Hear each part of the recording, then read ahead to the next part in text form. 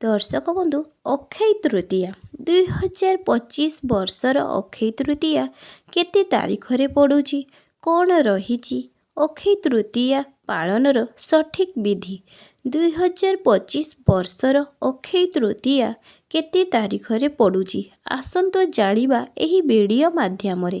ତା ସହିତ ଆହୁରି ମଧ୍ୟ ଜାଣିବା ଅକ୍ଷୟ ତୃତୀୟା ଦିନ କେଉଁ ସବୁ ନିୟମ ଆପଣମାନେ ନିହାତି ପାଳିବା ଦରକାର, କେଉଁ ସବୁ ଜିନିଷ ଆପଣମାନେ ଖାଇବେ ନାହିଁ, ଅକ୍ଷୟ ତୃତୀୟା ଦିନ କେଉଁ ସବୁ କର୍ମ ଆପଣମାନେ କରିବେ, କେଉଁ ସବୁ କର୍ମ କରିବେ ନାହିଁ, କ'ଣ ରହିଛି ଏହି ଦିନ ଅମୃତ ବେଳା ଏବଂ ମହେନ୍ଦ୍ର ବେଳାର ସମୟ, ଜାଣିବା ପାଇଁ ଭିଡ଼ିଓଟିକୁ ଶେଷ ପର୍ଯ୍ୟନ୍ତ ଦେଖନ୍ତୁ।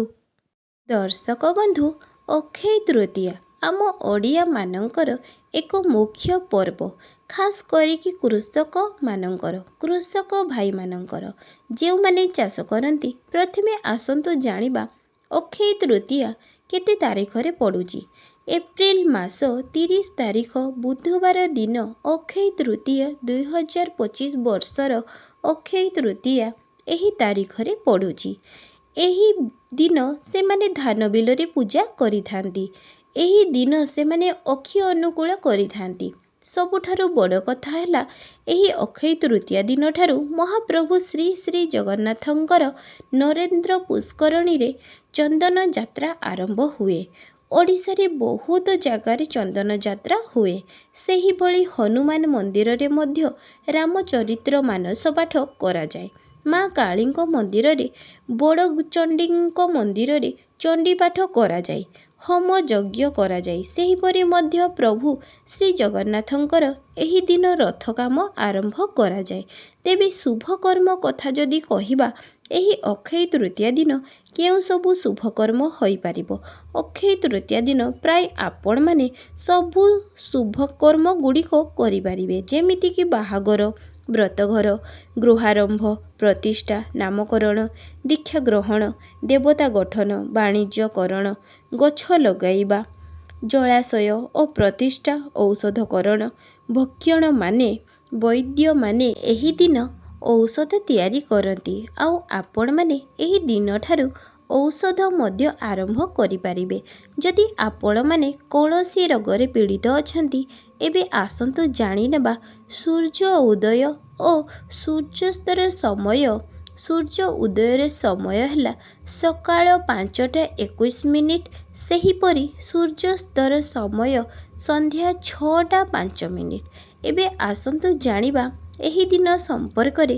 ତେବେ ଏହି ଦିନ ଯୋଗିନୀ ରହିବେ ଅଗ୍ନିକୋଣରେ, ଦିନ 2ଟା 4 ମିନିଟ୍ ପରେ ରହିବେ ବୈରୁଦ୍ଧ କୋଣରେ ଏବଂ ଦିନ 2ଟା 4 ମିନିଟ୍ ମଧ୍ୟରେ।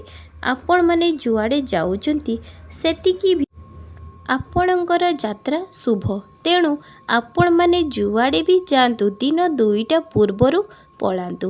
ସେହିପରି ଆପଣଙ୍କର ଯେତେ ସବୁ ଶୁଭକର୍ମ ଅଛି, ଯଦି 2ଟା ପୂର୍ବରୁ ଯଦି ଆପଣମାନେ କରନ୍ତି, ତାହେଲେ ଆପଣଙ୍କ ପାଇଁ ଭଲ ହେବ।